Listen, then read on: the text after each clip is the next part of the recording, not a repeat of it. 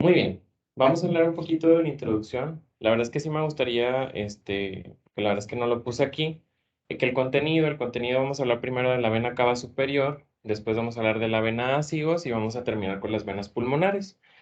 Como en introducción, la verdad es que es una patología sumamente importante, más que nada cuando los pacientes tienen un proceso neoplásico de base, y pueden verse afectados tanto como venas sistémicas o pulmonares, como ya lo comenté, y puede haber también, o sea, o sea, se pueden encontrar incluso como hallazgos incidentales, desde, o sea, para anomalías más complejas, por ejemplo, que las cardiopatías congénitas.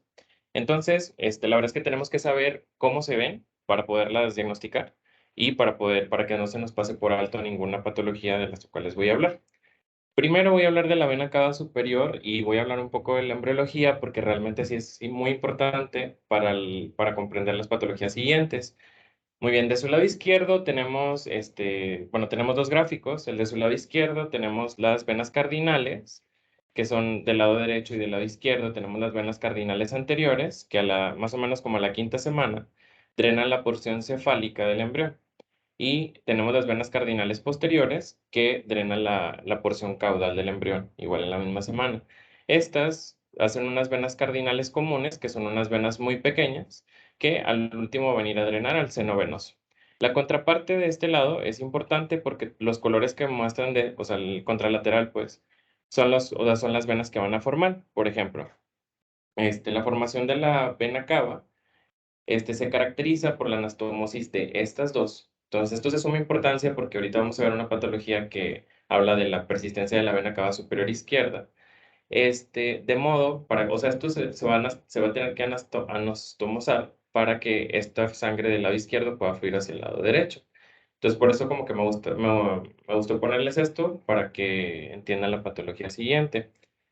Entonces, un poco de anatomía.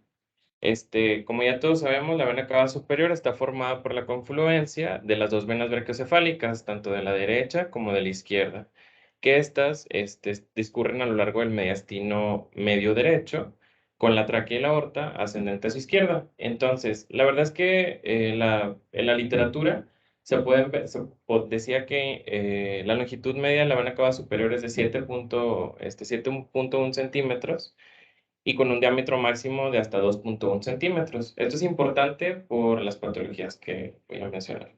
Vamos a empezar con la enfermedad congénita y vamos a hablar de la primera, que es la vena cava superior izquierda persistente. Esta es una anomalía venosa congénita que es la más común, como podemos ver en este gráfico, que tenemos la vena cava superior derecha con una comunicante, y de aquí tenemos la vena cava superior izquierda, que es la que no se degeneró al proceso embriológico, como quiera ahorita lo voy a comentar. Esto no es tan común, tiene una prevalencia al menos del 0.5% de la población en general, y el 10% de los pacientes con cardiopatías congénitas lo llegan a padecer. Hay muchas como características que podemos ver, pero la más común y como que lo más característico que podemos ver en una radiografía de tórax, por ejemplo, es que el CBC pase, o sea, la línea media y llega hacia el lado izquierdo. Entonces, por eso sí podemos pensar que tiene una persistencia de la vena cava superior izquierda. Entonces, vamos a ver un poquito de la embriología. Volvemos al mismo recuadro con la vena cardinal anterior derecha junto con la vena cardinal anterior izquierda.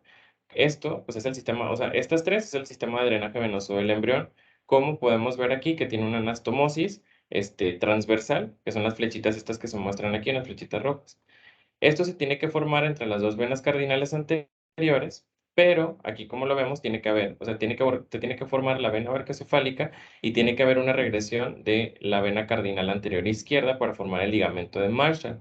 Cuando esto no pasa, o sea, cuando esto no sucede, se queda la persistencia de la vena cava superior izquierda, que es la que podríamos ver de este lado, como la vemos aquí. Si se dan cuenta, como que el recuadro es muy parecido y pues pasa, aquí tiene una comunicante, aunque a veces que no la tiene.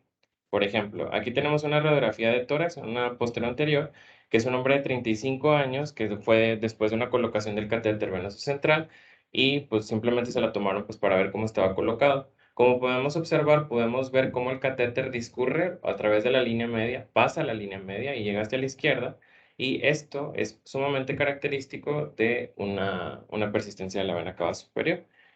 Y de este lado tenemos una tomografía contrastada en una reconstrucción en coronal del mismo paciente que muestra incluso todo el recorrido de la vena cava superior izquierda con un agrandamiento del seno venoso.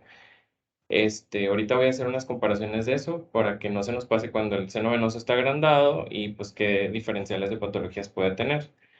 Y aquí tenemos otras 4 imágenes de tomografía axial computarizada contrastada donde podemos ver que el catéter venoso central, como va discurriendo, o sea, aquí en la B va discurriendo un poquito más por abajo, y aquí ya lo perdemos totalmente. Entonces, si se dan cuenta, el catéter está del lado izquierdo y estas, o sea, muestran pues la dirección que va el catéter en cráneo caudal, lateral al callodo de la aorta cuando no debería estar acá, debería estar del otro lado. Entonces, esto es como que muy común verlo en la tomografía y cuando lo vemos, pues para que no se nos pase, simplemente para decirle al médico tratante.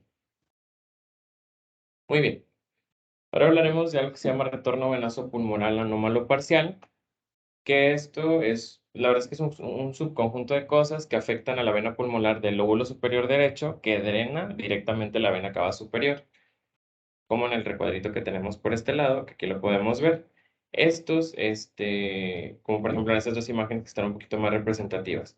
Aquí tenemos una imagen formateada en coronal en 3D, donde podemos ver a un paciente que tiene un retorno venoso pulmonar anómalo. Si se dan cuenta, aquí está saliendo del lóbulo superior izquierdo y va drenando directamente a la vena cava superior. Esta es la forma más común de retorno venoso pulmonar anómalo y y es pues importante igual que lo veamos. Digo, la verdad es que esto sí sería como que muy complicado para verlo. Digo, no todos lo vemos en 3D, pero de este lado se ve un poquito mejor, igual en una reconstrucción en coronal donde podemos ver que una de las venas pulmonares está drenando directamente la vena cava superior de este lado. Entonces, por otra parte, tenemos el aneurisma, que es una enfermedad que es muy rara e incluso es asintomática. Y aquí se debe a que hay una debilidad congénita en la pared de la vena cava superior o incluso hay ausencia de la misma capa muscular y que se puede ver de dos formas. Se puede ver tanto como fusiforme o sacular. Esto también puede ser postraumático, incluso posoperatorio, después de una derivación de Glenn, que son procedimientos cardíacos, y el manejo pues, suele ser así como que muy controvertido porque la verdad es que los pacientes no presentan ningún tipo de síntomas. Aquí, por ejemplo, tenemos una imagen en una reconstrucción coronal de una tomografía computarizada, contrastada, donde vemos que es una mujer de 52 años, no tiene ningún signo, ningún síntoma, solamente que aquí tenemos como se muestra una dilatación, o sea, en la parte superior de la vena cava superior, y si se dan cuenta como que en la parte más inferior no la vemos nada dilatada. Esto sería un aneurisma, digo, y aparte porque la paciente, pues no tenía como que ningún síntoma. Entonces esto es verlo normal y no requiere ningún tratamiento cuando son asintomáticos. Por ejemplo, aquí, que sí es muy evidente, que son dos tomografías, igual del mismo paciente. Esta es, aquí como podemos ver, aquí una dilatación aneurismática muy importante de la vena cava superior, donde fue después de un procedimiento de Glenn, que era lo que les decía que es una cirugía a corazón abierto, que la meta, o sea, consiste en hacer llegar la sangre hacia la parte superior del cuerpo, ya sea cabeza, cuello o brazos, y que se dirija directamente a los pulmones. Entonces digo, pues, si vemos esto, pues, la verdad es que no creo que se nos pase. Hacemos la reconstrucción en coronal y aquí se ve la dilatación aneurismática, que sí es muy considerable en la vena cava superior. Muy bien. Ahora vamos a hablar de la enfermedad adquirida, que es un poquito más común que la congénita, que vamos primero a hablar de la estenosis o obstrucción, o también llamada también puede causar el síndrome de la vena cava superior. Esto resulta en una normalidad en la pared de la vena cava superior. Esto va a conducir, obviamente, a un estrechamiento luminal. Las estenosis se pueden deber a factores tanto intrínsecos como extrínsecos. Los intrínsecos, lo más común es que sea por un CVC prolongado, y los extrínsecos, o sea, pues la verdad es que estas son muy comunes, no son tan comunes, pero incluso las primeras dos pueden ser comunes en nuestro medio. Entonces, las causas intrínsecas incluyen, como ya les dije, el CVC prolongado, un marcapasos o la posradiación. Inclusive también podemos ver que sea por una infección. Esto, o sea, el CVC prolongado, que es lo que menciona la literatura, va a causar una hiperplasia de la íntima con una irritación y una inflamación de la misma. Entonces, esto puede dar los síntomas como muy característicos. Digo, este paciente tiene aquí algo, una masita, pero esto puede dar síntomas de este síndrome de la vena cava superior, e incluso enfermedad de las extremidades, inflamación, edema de las extremidades superiores, digo, como lo que es característico del síndrome de la vena cava superior. Entonces, aquí podemos ver el primero, que es un factor intrínseco, que es el catéter venoso central de larga duración, que como ya les mencioné, puede causar tanto como irritación o inflamación de la íntima y que esto produce una hiperplasia de la misma. Entonces, ¿qué vamos a observar? Un estrechamiento, evidentemente, una oclusión severa que puede dar lugar a este síndrome, que se caracteriza pues, por lo que ya le comenté, lo que ya les comenté. Estas dos imágenes es un paciente de 53 años que tiene enfermedad renal crónica con un catéter de hemodiálisis, donde podemos observar en esta imagen que vemos, o sea, está realmente obstruida. Aquí hay una imagen con un defecto de llenado de la vena cava superior. Esto es, y con muchas colaterales de estos lados, digo, aquí se ven como que es una tomografía axial computarizada contrastada, donde podemos ver todas las colaterales que están tratando de hacer como que el trabajo de la vena cava superior que está estenosada, obstruida, perdón.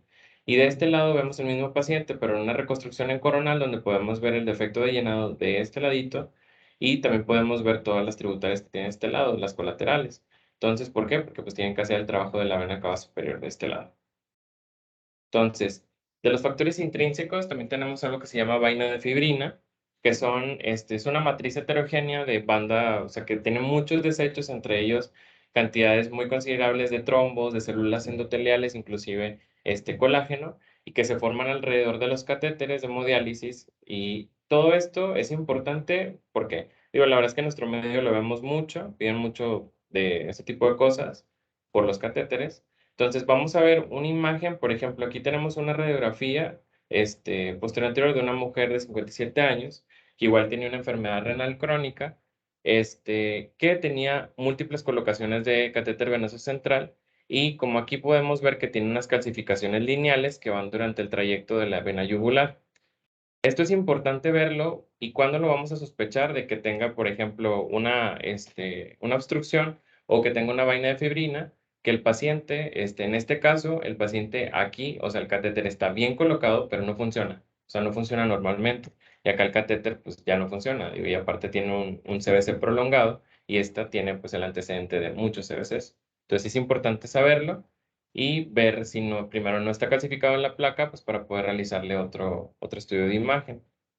Y por ejemplo, aquí tenemos otro estudio que es una tomografía de tórax, donde podemos observar que aquí está el catéter y aquí tenemos pues una obstrucción completamente, un defecto de la luz y el llenado, que sí es importante verlo, o sea, porque digo, si la verdad es que no lo conocemos o nunca lo hemos visto, sí se nos puede pasar por alto. Digo, la verdad es que no creo que esto, ¿verdad? Pero pues, quién sabe.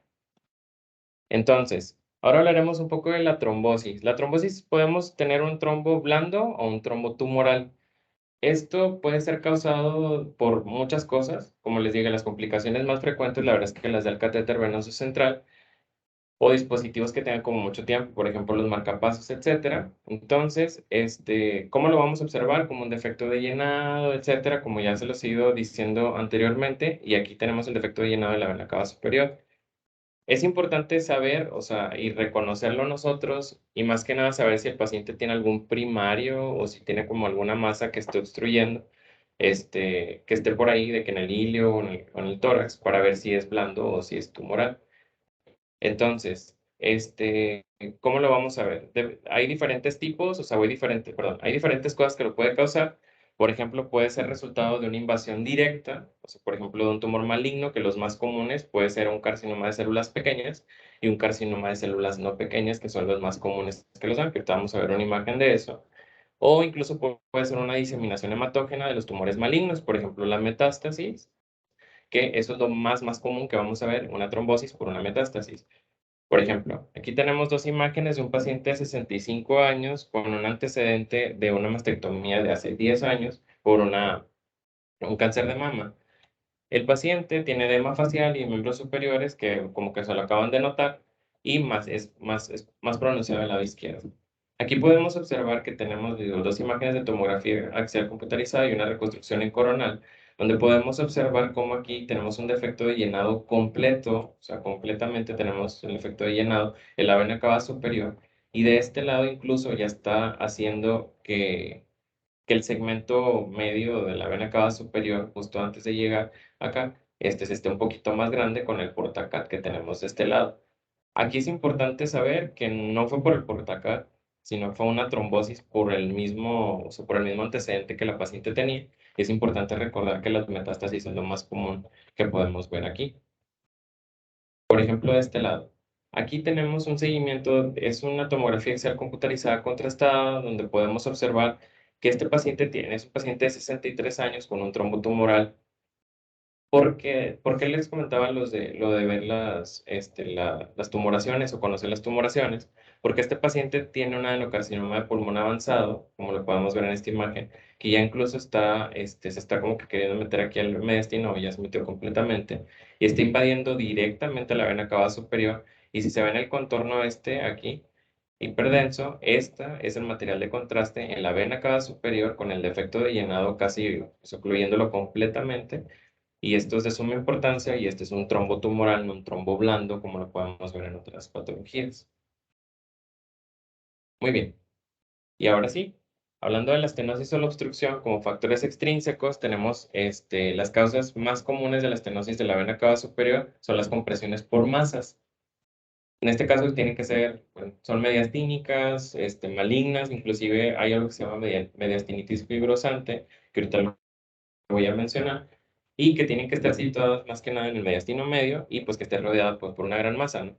Entonces, por ejemplo, aquí tenemos este gráfico que ilustra que la vena cava superior está siendo obstruida, secundaria a la invasión mediastínica, como de digo, igual a la imagen pasada, como podemos ver de este lado. Yo creo que es como muy representativo y pues puede ser ese mismo. Y tenemos como muchas colaterales que las podemos observar. Bueno, creo que no se ven tanto aquí. No recuerdo, pero si quieren ahorita las vemos de este lado. Tengo un buen caso. Entonces aquí tenemos igual dos tomografías axiales computarizadas, una con reconstrucción en sagital, donde podemos observar igual, donde vemos una masa heterogénea pariliar derecha, donde podemos ver que esta paciente es una paciente mujer de 63 años, igual con un cáncer de mama izquierdo, que presentó igual dificultad para respirar. Y la paciente fue diagnosticada con un adenocarcinoma. El adenocarcinoma está invadiendo completamente, bueno, parcialmente el mediastino, donde está haciendo la compresión, o sea, esto es una compresión extrínseca de la vena cava superior, y aquí incluso lo podemos ver de este lado, así como está causando que toda la compresión.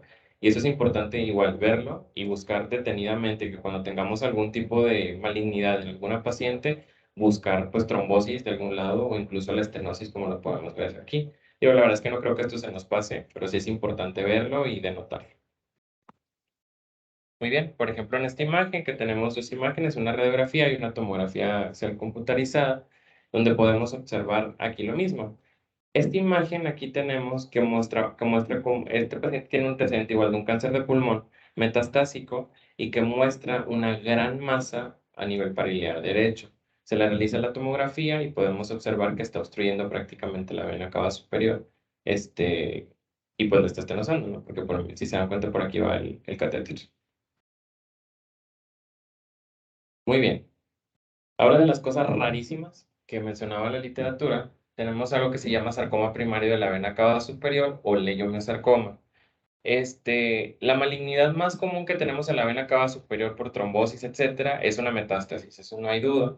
Pero estos pueden ser, también, pues son primarios, definitivamente, y o sea, surgen del músculo liso. Eh, Son malignos y a pesar de que son muy, muy raros, tienen como que mucho en la recidiva. Se originan de las células del músculo liso de la media, con mayor frecuencia de las grandes venas. Por ejemplo, tenemos esto aquí y tenemos, no sé, un trombo. Entonces, de este lado podemos observar cómo en la vena cava superior igual hay un defecto de llenado, pero se va a observar como si fuera como una masa parcialmente definida, puede ser incluso lisa o lobulada, con un realce homogéneo. Pero si nos damos cuenta de todos, o sea, de esto, o sea, de lo que podemos ver de la imagen, el pulmón se ve relativamente bien. Entonces, este era un paciente de 22 años que se le realizó una tomografía de tórax contrastada donde podemos observar aquí, como les digo, el defecto de llenado intraluminal que realza, o sea, incluso realza un poquito como heterogéneo. Y esto, o sea, digo, sé que puede ser complicado, o sea, digo, la verdad es que yo si lo viera, yo no pensaría en un leiomyosarcoma, bueno, ya probablemente sí, pero pero le hicieron una biopsia y resultó que era un leiomyosarcoma. Entonces es importante simplemente conocer la patología para poder hacer un diagnóstico diferencial de los pacientes, más que nada cuando pues ya le están pasando muy mal por el primario que tiene. Muy bien, ahora vamos a hablar de otra de las venas, de cual también son mi clase, que es la vena acigos. Muy bien. La vena acigos, como ya todos sabemos, nace a nivel de la vértebra de L1 por acá o L2 en la unión y se une entre la vena lumbar ascendente derecha y la vena subcostal derecha. Esto entra a través del tórax, a nivel del hiato aórtico del diafragma o entra ya sea posterior al pilar derecho del mismo. Aquí tenemos esta imagen que se me hizo como que muy bonita y muy representativa, donde podemos ver que a nivel de la vértebra de T4 se arquea en sentido anterior sobre el pedículo del pulmón y entra, o sea, al pulmón derecho para unirse a la vena cava superior y para drenar, o sea, justamente antes donde llega el saco pericárdico la vena. Entonces, ahora vamos a hablar de la enfermedad congénita, que creo que esta sí es muy importante, digo, todo es importante, pero esta es como que la que vemos un poquito más común. Por ejemplo, esta, que es el lóbulo de Lacigos. El lóbulo de las higos pues se encuentra entre el 0,4% y 1% de la población.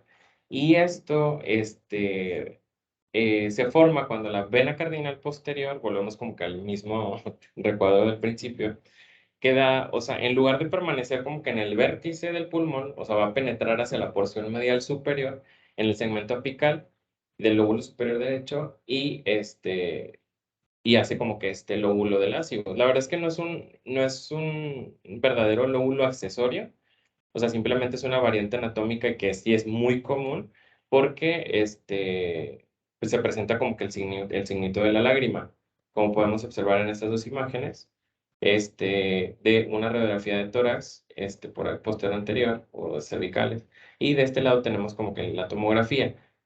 Yo creo que alguna vez yo lo vi y la verdad es que yo pensaba que era una cavitación. Eso es muy importante de verlo y de saberlo, más que nada.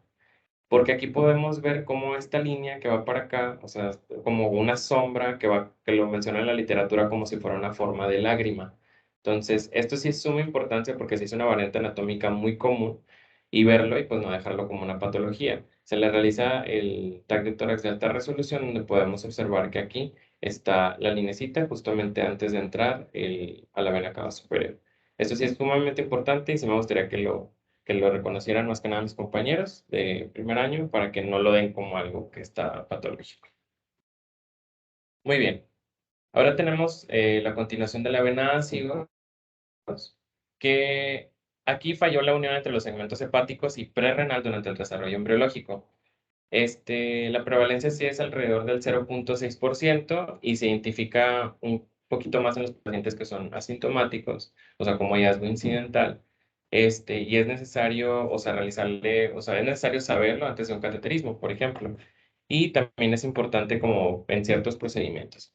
Entonces, este defecto congénito, consiste en que en la interrupción de la vena cava inferior, lo podemos ver por acá, en su vía interpática, por lo tanto, o sea, de que la vena ácigos es la que va a estar haciendo su retorno venoso desde inferior. Como podemos ver en esta imagen de una radiografía de tórax posterior anterior que muestra un agrandamiento aquí de del arco del ácigos en un paciente con continuación de la vena ácigos de la vena cava inferior. Entonces aquí tenemos otro igual, o sea que tenemos como que un agrandamiento importante del arco de la vena ácigos, donde se está uniendo aquí a la vena cava inferior. Y esto sí es importante de reconocerlo. Digo, aquí tenemos otra imagen, donde podemos observar cómo la vena ácigos se está yendo como que un poquito más, o sea, se está yendo como que un poquito más para abajo y podemos observar cómo está totalmente dilatado. Esto sí es importante, aunque sí es un poco raro. ¿Por qué? Porque pues esta es la que va a traer todo el retorno venoso pues, todo el retorno venoso y va a drenar directamente de la vena cava superior. Sí es importante verlo para que no se nos vaya a pasar en dado caso que lo lleguemos a ver algún día. Entonces, de las enfermedades adquiridas, solamente, pues la verdad es que encontré muy pocas. Pueden ser ya sea un agrandamiento secundario, un cambio hemodinámico, una sobrecarga de líquidos, algún tipo de cáncer, incluso una adenopatía, donde podemos observar solamente un agrandamiento del mediastino. Del lado derecho podemos observar cómo se ve un poquito más agrandado en esta radiografía de tórax, lacios, igual como que el cañito aquí está, que está de lacio. Entonces es importante conocerlo, simplemente pues para pues realizar otro método de imagen para ver qué es lo que está pasando con la paciente. Muy bien. Por último, vamos a hablar de las venas pulmonares. De las venas pulmonares vamos a hablar un poco de la embriología, igual es importante. Aquí tenemos un recuadro donde vienen 4 imágenes de una representación embriológica, donde vemos que del día 27 a 29 de la gestación, las yemas pulmonares primordiales, que son las que están aquí, están atrapadas por el plexo vascular del intestino anterior en el plexo esplácnico. En esta etapa no tenemos una conexión directa con el corazón, como la podemos ver del día 32 al 33. Entonces, hacia el final de del primer mes de la gestación, la vena pulmonar común, que sería esta que va a estar por acá, se une a la pared posterior con el corazón. Esto se establece una conexión con el plexo venoso esplácnico y la porción sinoauricular del corazón. Después, aquí tenemos que es de 38 a 40 días, la continuación que ya se empieza a ver una conexión más marcada entre el plexo venoso pulmonar con y el plexo venoso esplácnico ya están involucionando para formar al fin la vena pulmonar común que se incorpora a la aurícula izquierda. Esto es importante saberlo porque hay muchas variantes anatómicas de las venas pulmonares, por ejemplo, todas estas. Aquí tenemos igual otro gráfico que va desde la A hasta la F. Aquí tenemos los diagramas como que más comunes. El A es el más común que podemos observar en las venas pulmonares y tenemos como que las variantes anatómicas que son que están en la literatura, pues.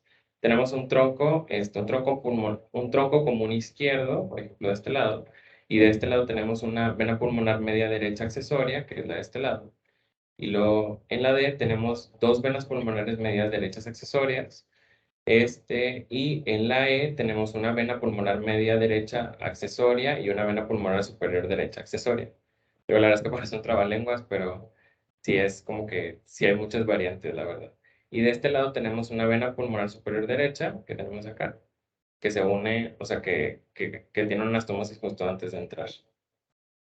Entonces, de todas las variantes, también tenemos patología congénita, que es la vena pulmonar única unilateral anómala.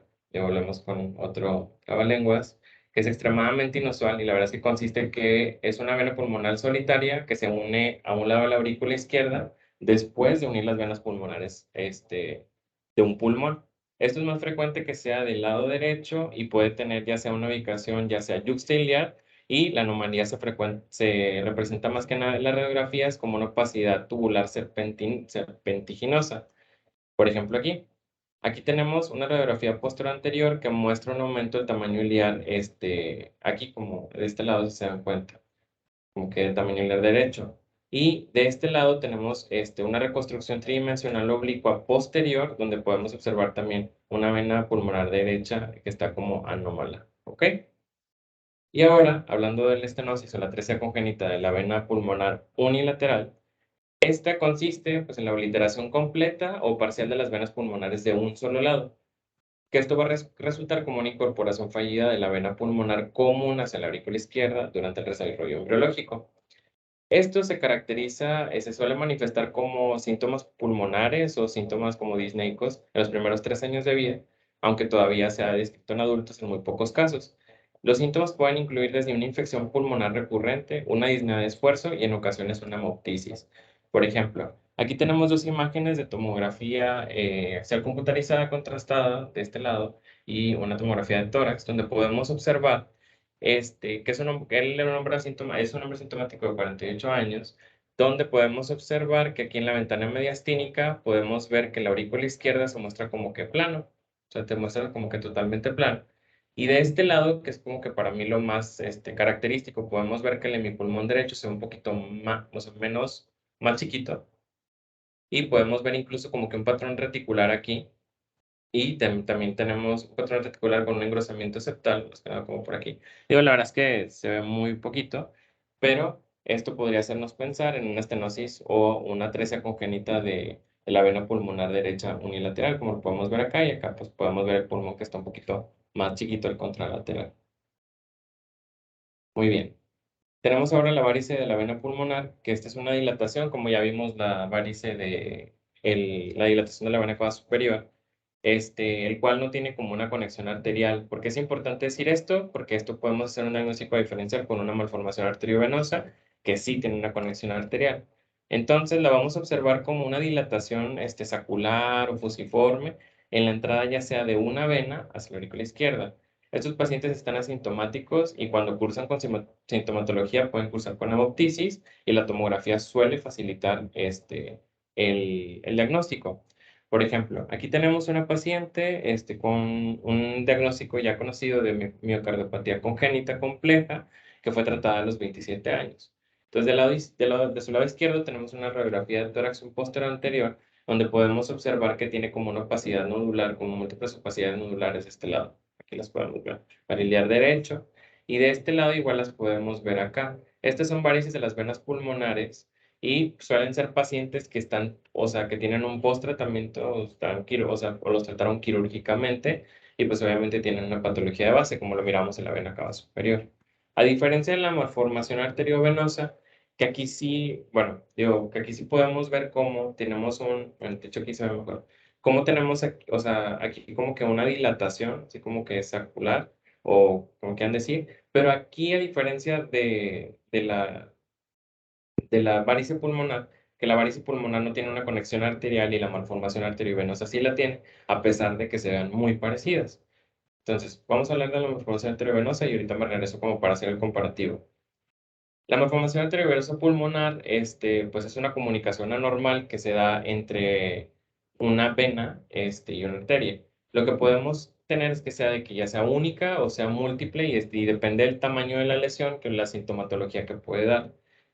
Este, Esto es una de las formas congénitas como que más comunes y la forma adquirida puede desarrollarse en pacientes, como ya les comenté, después de una cirugía cardíaca congénita, por una cirugía cardíaca congénita cianótica, por ejemplo, los procedimientos de Glenn y Fontan, que eran los que les decía de la cirugía de corazón abierto, etcétera. Este, los síntomas van a depender mucho del tamaño de la lesión que tenga el paciente y entre más grande, más sintomatología va a dar. Y pues digo, es importante como que conocerlo y verlo.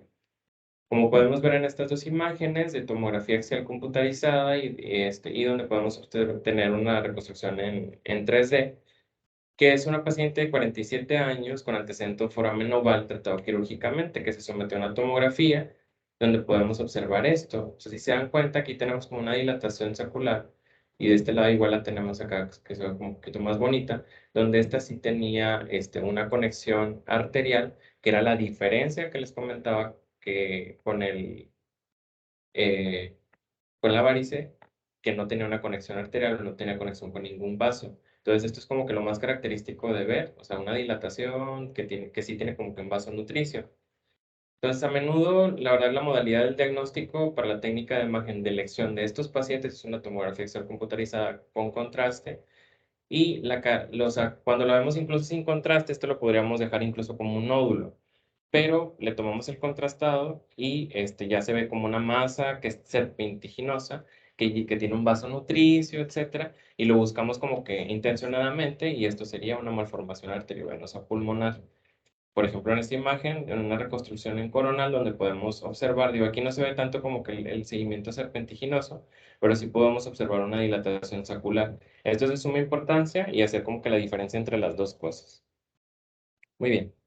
Ahora tenemos estenosis o obstrucción de las venas pulmonares, que aquí pueden ser diferentes causas que puede causar por causas, ya igual pueden ser como ya las vimos, intrínsecas o extrínsecas, pero de las venas pulmonares o incluso de complicaciones quirúrgicas, por ejemplo la cirugía cardíaca, el trasplante del pulmón, o podemos tener incluso una sarcoidosis, tuberculosis, una mediastinitis fibrosante, o pues puede ser como que cualquier cosa de las que voy a hablar en este momento.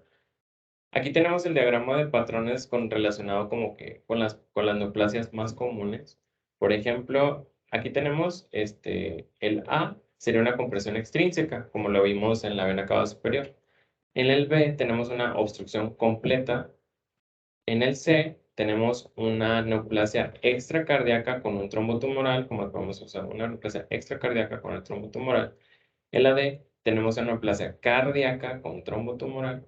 Y en la E tenemos una infiltración neoplásica de la pared del pulmón sin una obstrucción completa. Entonces, las neoplasias pueden ser diferentes. Por ejemplo, este paciente que tenía un carcinoma primario de pulmón de células no pequeñas, que como ya lo mencioné, igual con la vena cava superior también son importantes, recordando que lo más importante es ver si tiene metástasis, que es lo más común.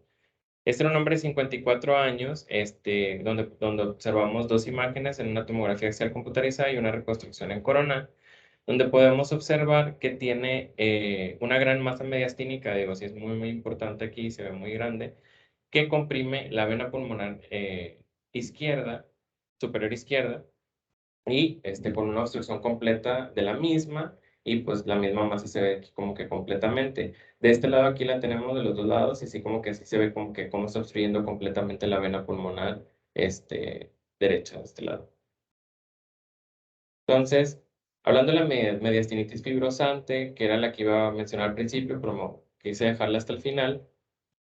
Aquí tenemos cómo la mediastinitis pues está toda totalmente fibrosada, y aquí tenemos un síndrome de la vena cava superior, donde podemos observar, este es un paciente de 74 años que se le realizó una tomografía axial computarizada con dos reconstrucciones en coronal. Aquí podemos observar que tiene como que calcificaciones de este lado. No sé si se dan cuenta, son estas calcificaciones, no hay colaterales. Aquí tenemos todas las calcificaciones, que las mismas calcificaciones nos están dando una estenosis de la vena pulmonar e incluso de la vena cava superior. Y pues ya. Y la tuberculosis también nos puede dar este tipo de patología. Aquí tenemos igual dos imágenes en tomografía axial computarizada con contraste que muestra la destrucción total, ¿no? Del parénquima pulmonar izquierdo, como lo podemos ver de este lado, o sea, no tenemos parénquima pulmonar a diferencia del contralateral, y muestra una estenosis de la vena pulmonar superior izquierda de los dos lados, como lo vemos de este lado. Y pues esto es importante saberlo de la tuberculosis. Digo, porque cuando yo lo estaba leyendo, la verdad es que yo no sabía que podía causar este tipo de patología. Entonces, ahora hablaremos de la hipertensión venosa pulmonar, ya por último, que como todos sabemos se define como una presión de 15 milímetros de mercurio o mayores y a un aumento de la resistencia al flujo sanguíneo por encima del nivel de la resistencia de los capilares pulmonares. La causa más frecuente es la insuficiencia ventricular izquierda que sea crónica, y aunque pueda haber otras causas cardíacas, por ejemplo una estenosis de la válvula mitral, un trombo en la aurícula izquierda, y en las radiografías en la etapa temprana, por ejemplo en esto, podemos ver un diámetro de las venas pulmonares superior e inferior que sean como muy similares, que está un poquito agrandado. Esto es importante de verlo, más que nada por los pacientes que sabemos que tienen una patología cardíaca.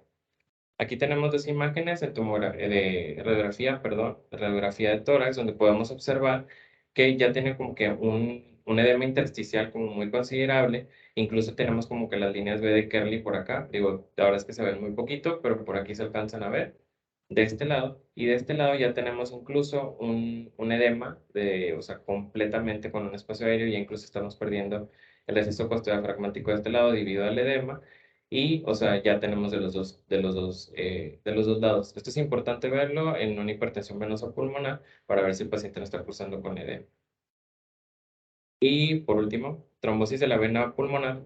Esta es muy rara, pero pues puede ser muy grave, digo, es muy, muy grave, y se puede ver a lo mismo que he ido mencionando durante toda la plática, a una neoplasia pulmonar, a una complicación quirúrgica, ya sea el trasplante, a una lobectomía incluso, o cuando cursamos con una ablación por radiofrecuencia, a una mediastinitis verosante o a un coágulo en la aurícula izquierda. Los signos y síntomas de estos pacientes son inespecíficos y pueden ser ya sea desde agudas, desde un infarto pulmonar, o más insidiosas, a un edema pulmonar progresivo o recurrente. Por ejemplo, aquí tenemos esta paciente que es una paciente de 62 años con múltiples episodios trombóticos previos, que esta paciente tenía un antecedente de una policitemia vera. Acude por dolor torácico y disnea y se le realiza esta tomografía contrastada donde podemos ver que muestra como defectos de llenado, que muestra como defectos de llenado aquí, miren, si la pantalla que acá, digo, esto es arterial, pero igual tenía defectos de llenado tanto como arteriales como venosos. Esto es importante verlo, o sea, igual acá esto es importante verlo porque la verdad es que sí es algo que nos piden mucho, y poderlo diagnosticar bien en este tipo de pacientes. Por ejemplo, aquí tenemos otras dos imágenes de una neoplasia pulmonar de células no pequeñas en un hombre igual de 80 años que se sometió a una tomografía con contraste. Tenemos de su lado izquierdo, tenemos una imagen en reconstrucción coronal que muestra una masa importante, como la podemos ver de este lado, en el lóbulo superior izquierdo que se extiende hacia la vena pulmonar superior izquierda. Y de este lado tenemos una imagen de un PET, una fusión, con flúor 18 FDG que se extiende hacia la vena pulmonar izquierda, donde son los hallazgos compatibles con el trombo tumoral del primario que ya les mencioné. Y aquí tenemos otra paciente que es un carcinoma de pulmón primario de células no pequeñas, igual que tenemos de 76 años que fue tratado quirúrgicamente con una lobectomía izquierda, como podemos ver de este lado. El paciente se realiza una tomografía computarizada que muestra un trombo que va por aquí, de la pulmonar izquierda, y justamente este trombo fue un posoperatorio. Y bueno, eso sería todo. No sé si tengan alguna duda, un comentario. ¿Algún comentario con eso? R1, ¿qué es lo único que debe de llegar detrás de la vena? ¿Qué es lo único que le debe llegar a la vena cava superior? Es la anatomía. Sí, lo único que debe llegar por detrás. Porque antes mencionabas el derrame, digo el derrame. Antes mencionabas no, la del drenaje de anómalo parcial de la vena pulmonar superior. No sé, lo mencionaste al principio de la clase, creo. Sí. Sí. Bueno, nada más para que recuerden, lo único que le debe llegar a la cava superior es la ácido.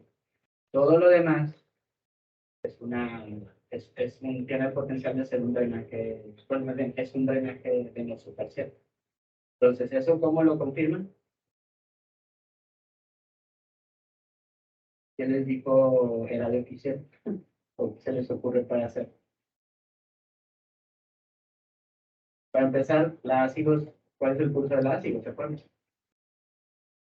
Porque esa vena, segunda vena anómala vendría del parénquima pulmonar.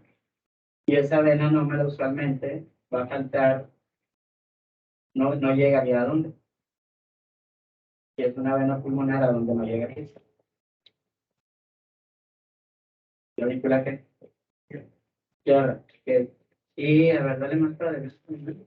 Y también siempre chequen, por favor, la subclavia, la vena subclavia izquierda, porque hay retornos anómalos de venas pulmonares. También que en pacientes adultos, pacientes asintomáticos, que pues, pueden vivir toda su vida con ese retorno venoso anómalo. Entonces, siempre chequen que a la vena cava superior solo le llegue la ácido y que las subclavias, principalmente a la izquierda, no le llegue otra cosa que venga del pulmón. Y dale más para adelante.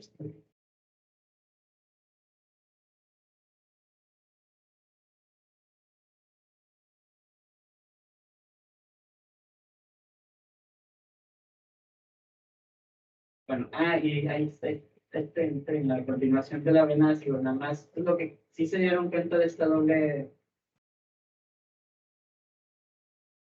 drenaje. ¿Qué onda? Perdón, es que yo no entendí muy bien. ¿No entendiste esto? A ver, anatomía. ¿Cómo es el retorno venoso de la porción inferior del cuerpo? Vienen tus ilíacas comunes y luego en la cava inferior. La vena cava inferior, ¿qué afluentes recibe? ¿A quiénes recibe la vena cava inferior? A las renales. Y luego hay un punto donde la vena cava inferior se conecta, recibe a quiénes. Esto lo ven ustedes en el eco, el protocolo de eco de abdomen superior. ¿A quién recibe la vena cava inferior en su porción hepática?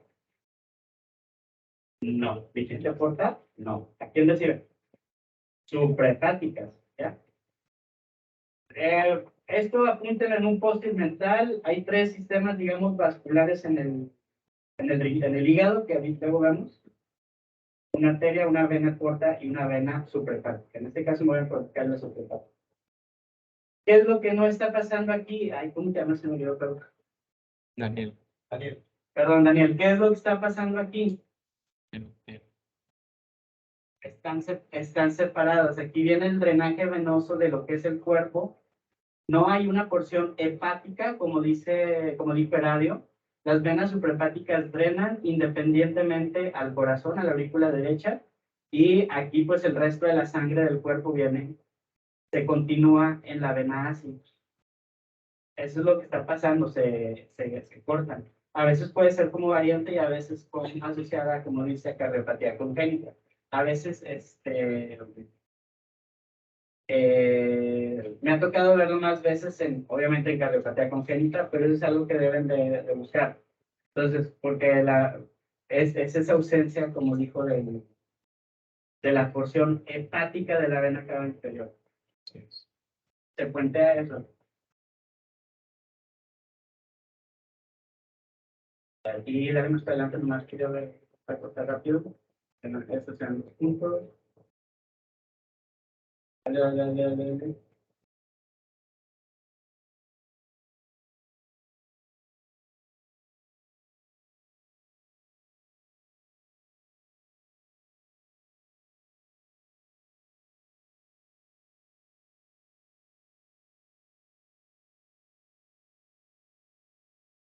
Y listo. Ahí acaba todo. Ujú. Y nomás siempre busquen esos defectos. ¿Qué más? Digo, yo sé que no viste cava inferior, pero nomás acuérdense que la cava inferior, los tumores renales a veces pueden ir por dentro y pueden llegar hasta la aurícula derecha. Recordar también que cuando hay vena cava superior izquierda, no siempre se asocia con ausencia de vena cava superior derecha. Puede coexistir las brachiocefálicas, la vena cava superior derecha y ver la cava superior izquierda que llega al seno coronario. Entre las, sí.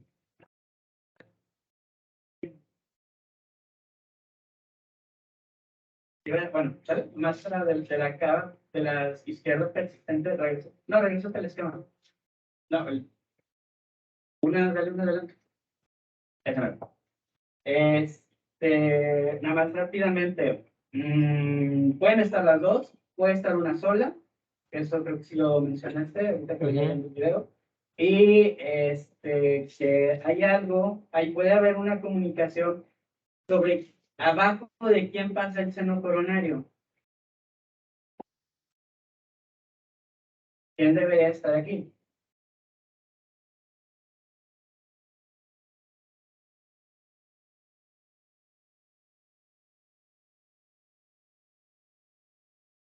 Que es importante que no le falte el pecho al seno coronario, porque eso te causa un shunt de derecha a izquierda. Eso es algo que debemos de ver, que esté intacto el pulso, que no se mezclen las sangres. Debajo de quién pasa el seno coronario. Mario. Aurícula izquierda. Cuando le falta el techo del seno coronario, esto crea un efecto similar a una CIV. Digo CIA, perdón. De algo que se llama seno despechado. Así se llama. Un roof. Entonces, eso puede crearte un efecto similar a una CIA. Entonces, siempre que vean estos, vean, yo sé que la mayoría que los van a ver en estudios que no están coordinados con electro, va a haber movimiento, pero traten de ser precisos para ver si hay un dato que sugiera que hay esa comunicación. Si no, pues hay que se mezcle el contraste o que se vea ahí un defecto por ahí. Si no, pueden ponerlo perfectamente en su reporte sin poderse caracterizar y que lo vean por ahí. Como tengan ustedes un síndrome de cava superior, con situación colateral y demás, y no está relacionado a ninguna complicación de catéter, recordar que la causa número 1 siempre es tumoral, ya sea